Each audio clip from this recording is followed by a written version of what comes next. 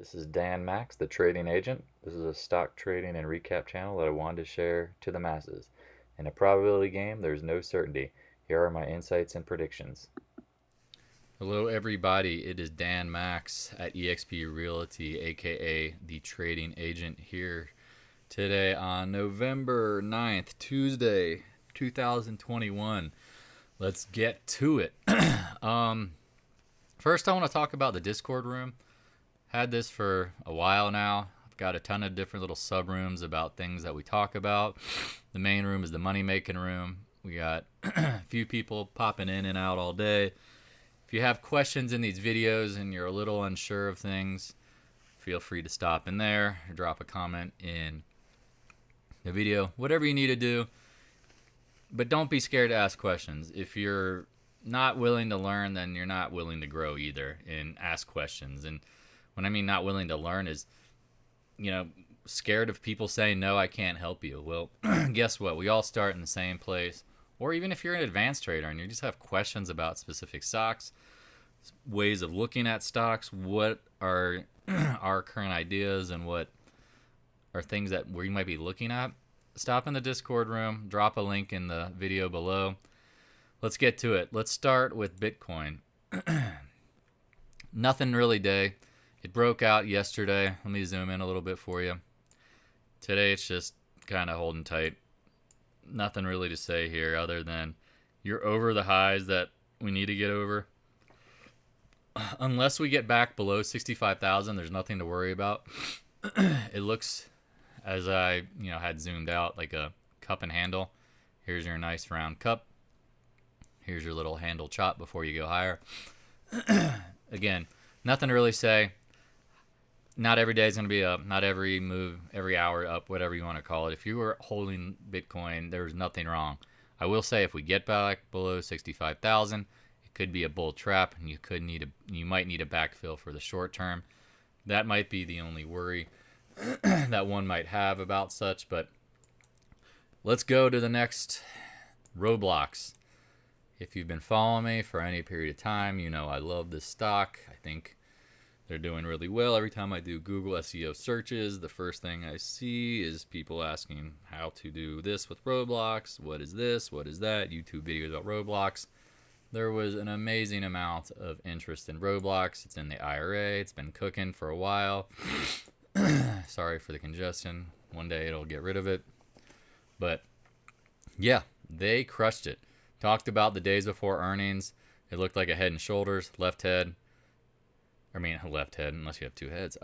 Left shoulder, head, right shoulder. This trend line was consolidating. There really wasn't any volume to confirm any action up or down other than just chop. Well, guess what? They hit it out of the fucking ballpark. We talked about this yesterday. We closed at the high of the day. There is nothing wrong with this stock. It's probably going to continue going higher. You got a consolidation period for almost 6 months, and then you break out with major volume. This is the kind of shit that dreams are made of. This is the type of action I like to see. If you did not get in it before earnings, well, tough shit. If you want to get in it, wait for pullbacks or just wait. I hate chasing because chasing usually gets you slapped in the mouth. UUP dollar. Talked about it. It looked like a little pop to a lower high. Now we're back at the 20-day. If the dollar breaks, I think gold, Bitcoin, all of the inflationary, the fuck the dollar trades will take off here. The 50-day and the bottom of the trend channel are in the same place. That is an interesting spot for potential break lower. TLT, what have I been saying? There's going to be a lot of, hey, look at what I said, and hope people are paying attention, because the reason why I post these videos is on the things that I have high probabilities in. I don't deviate from all over the map with different tickers and stuff that I don't know about, because if I can't predict it with high probability, I'm not going to trade it. Talked about this red long-term downtrend. I didn't want to zoom out because it's an ultimate pain of ass look at, but we broke out. It's official. What did I say? The blue zone was coming. I didn't think it'd come so quickly, but we're there. Today's action is a hammer, potentially dragonfly, doji, hammer, whatever you want to call it. that might be a bearish signal. It's worth watching. Going from here to here so quickly, I would not be surprised to see a back test of the breakout channel. Let's drag this out and say anywhere in the next week or so, we could come right back short term. It's very, very obvious what's going on. You're going to have to deal with the zone that we've been in, and it's going to probably consolidate. So it's going to be pretty simple. You'll have to just wait. People hate to wait because they want everything now, and that's just not how trading works. You're going to have to deal with seeing what flushes out at these prices, and it could be a couple days, and it could pull back, and that doesn't really sound like I'm giving you too much, but I predicted where it's going to go. Now it's up to you what you want to do with your profits. Do you want to take some and hold and just anticipate higher prices, or you took some and you think it pulls back and you buy it? Either way, booking gains. You don't go broke taking profits. That's rule number one of many ones. You just can't. So if you have been buying it off the major long-term uptrend in green, which we verified a long time ago, now you're over the red downtrend. Let's see what happens. Just keep it simple. The VIX, another, I hope you were paying attention. We said looked like a W pattern holding the 15 area. Well, the VIX now is making higher highs from higher lows. Could this be the end of the VIX move? Always possible. Volatility index is a volatile product. Let's see what happens here. We knew there was going to be a spike in the volatility and the markets might pull back. Today was a pullback. Let's rip into the SPY. Drew this upper channel bound. Man, we got really close to it. Close enough for consideration that, yeah, it's there. Now we're chopping sideways. I don't really see anything dangerous at this point in the SPY. I would be aware. You go up 1, 2, 3, 4, 5, 6, too many days in a row without any pullback. You're running out of buyers. You're running out of gasoline. The marathon runner's tired. Whatever you want to say. The rubber band is really starting to pull on this guy as he's stretched and stretched and stretched and run. Not surprised that we're having a little pullback here. Qs. Now this one we had a little better exactness to it. We said this wedge, get into it. Let me just move this little blue circle over because it's doing its job. Oh, Jesus. Can't draw today.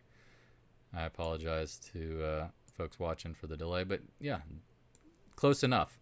In the wedge, said the Qs might take a break there. Held the 8-day. Again, moving averages matter. 8 and 10-day right here for traders. Just keep an eye on it. So far, the trend is up. You've hit it before and held up and gone. But after a long run, I will say this action with a little bit of increasing volume has me a tad bit worried that the next bounce in the Qs might get sold. You might have a lower high, and then we could see a decent correction. How deep really depends on the news flow and what's going on. The economy is going to have bottlenecks into Christmas. Let's just call it what it is. There's going to be hoarding. There's going to be all sorts of crazy shit going on. And that brings me to ding ding gold. We talked about this being a trap. This drop here was a gift from the gods. And then we talked about 170 being resistance, and you got over that. And what did we say? This nice red line right here was going to be the first upside target. We are there. Now what? Let's see what happens. Volume wasn't great coming into it, but it's been chopping for a long time. So volume changes depending on where you're at and how long things have been happening. Biggest volume was on the initial drops, and then on this drop, and now every drop has been associated with lower volume. You can almost draw a trend line to facilitate that. I mean, you can notice connect all the red candle tops. Notice how there's less sellers each and every time, even though there's not a ton of buyers yet. We're in a position where I don't think you're not gonna be in a house of pain with gold at this point. I could see it maybe back testing this breakout because central banks love to fuck with gold. But to me, it looks like it's going much higher. I've shown people this on the monthly. It's a big ass cup and handle with a head and shoulders bottom. Monthly trends. This trend has been kind of dirty. We've talked about drawing this being support for this pullback, and it definitely got below it. Let's call it what it is. It's been trading below this trend line. Could it be a trap, bear trap, taking months? Wow, who loves bear traps that take months? Not me. If that's the case, then, well, you got issues. Now you can see really quickly on the monthly chart, we're right up against the this longer monthly downtrend. Keep in mind that if we take out the top of the cup, this has been a long consolidation pattern. I have an arrow drawing to the 2 times range, which would take you to 265. 2 times range meaning if you took this area from the bottom of the cup to the top of the cup and then added it to the top of the cup, that would get you 2 times range. I apologize that it's not perfect. Let's clean this up while you guys are watching. You can see how I draw the fib from the top to the bottom, and there's your 2 times range, 270, exactly where the arrow points. That would be an excellent trade for me because I own a ton of gold, silver, in my IRAs, and I don't see prices staying too much lower for the long term. I think next year will be a tremendous year for metals, but until then, it's not really a great trade. It's looking like it is. You have a little double bottom right here. If we hold, it's going. Again, I apologize for congestion. I've been fighting sinus infection for weeks. It's goddamn annoying. GDX, head and shoulders bottom, screamed last week. Please buy it at 31. Please identify this. Please do your own homework. Please buy it if you have funds for a trade and put in a stop. Well, if you bought GDX at 31, you can't lose money. Why do I say that? Because your stop is now your entry. You're playing with the house's money. You've now made $2 and whatever cents of free money. We will not be giving this back to the market maker. If GDX and gold gets slapped and it goes lower, we're out at 31. We can always rebuy, but as of right now, broke the downtrend, head and shoulders bottom, retested down here. It was an old trend line as well. It's a magical looking formation, and everyone's like, you really think it's going to go back to 40? Why wouldn't it? You broke the trend. It's a downtrend. If we're starting to uptrend, up, chop, up. I mean, it can be choppy. It's not going to get there in a straight line. I mean, look at the last time you went from like 30 up to 40. It took time. So give yourself time. If you sold puts, got calls, give yourself time. Don't be in a rush. Make this a trade you don't necessarily watch. You don't need to. Don't overact. Don't overthink it. AG, told you so. I like this one. I said it broke this down channel when we retested the 50-day and the 20-day. Jump on it. Like major. And now you're up here. You're making higher highs off the lows. I like it. It looks good. Good old KL. We said the 100-day. I hope people watch these videos and really pay attention. We said if you get the 100-day, good God, get some. This is a big W pattern. There is major volume at the right rim of the cup or W. Someone was buying strong near the highs after their news release. And now it pulled back to where these people who had lots of money in the first place bought are buying again. What a gift. 30 bought it at 41s. You're looking at $2 and change already. It looks primed, and I like the way that it's acting irregardless of the market because you can tell it's telling the market, I don't give a fuck what you do. We are strong. We are strong, and the sideways market is good news. Silver said needed to get over the 100-day. We got over yesterday. We were cheerleading, and then it backfilled today. And where did it close? Above the 100-day. Today's action, who knows why they sold it, but I like how it closed back in above the 100-day. U.S. Steel, broken recording, same things over and over. I apologize, but this is what I'm watching. It's a W pattern. We got up to this area yesterday and talked about it might pull back some. Today's action was a little choppy, sloppy. So was the market holding up. I'm not scared, not worried about it. I can always raise my stops. Either way, I'm playing with the house's money. You can't lose when you know where your stops are, especially when it's above your entry. So AMD, I talked about if you saw this upper trend bound and you're not taking profits, shame on you. Straight line move, sold. Straight line move. If this doesn't get sold, I will be impressed. that would mean someone has to buy them out or some crazy news. But at this point, AMD needs to take a break. Doesn't necessarily mean it's going to crash, but it's probably going to pull back. If you've been listening to these videos from the start, you know what I've been talking about with Tesla. Straight line moves usually precede a chop followed by the next run higher or a drop. Well, chop means you hit the trend line, you back off. What price action? It lets all the moving averages catch up. Backfill shakes the weak hands. All the paper hand motherfuckers got to sell. They're going to take the profits. The people who live off of trading will take profits. I apologize if this offends anyone because they love AMD, but guess what? Stocks don't go in a straight line forever, and when they pull back, pullbacks can be strong, especially after big runs. Apple, this is one that's just been incredibly frustrating to watch if you are trying to, trade it for the long term. It's got this head and shoulders top potential, but if we invalidate it, and this trend line is telling me when we get over it, then I'll get into it. Until then, it's just on the radar. I'm not trading it. I don't really have an opinion because I'm going to let the market tell me. If this is a head and shoulders top, I'm bearish. And if it invalidates the head and shoulders top, I'm bullish.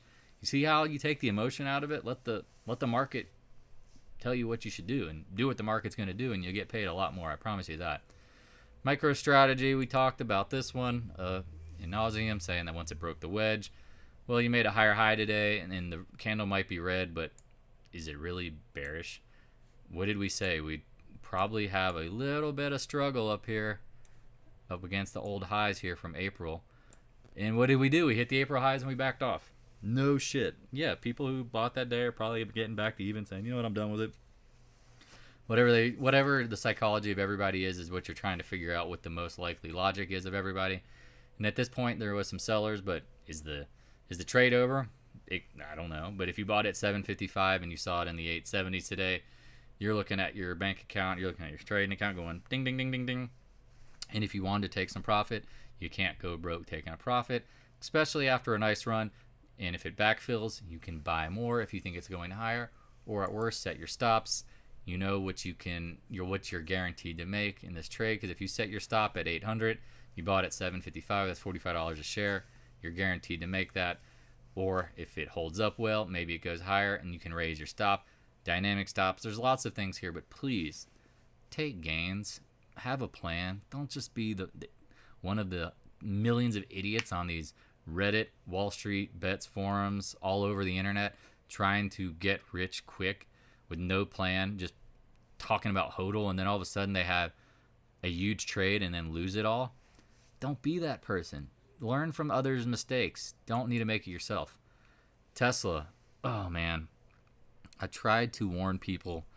I said we'd get over these fibs, into the fibs, whatever you want to call it, and you should be taking some profits.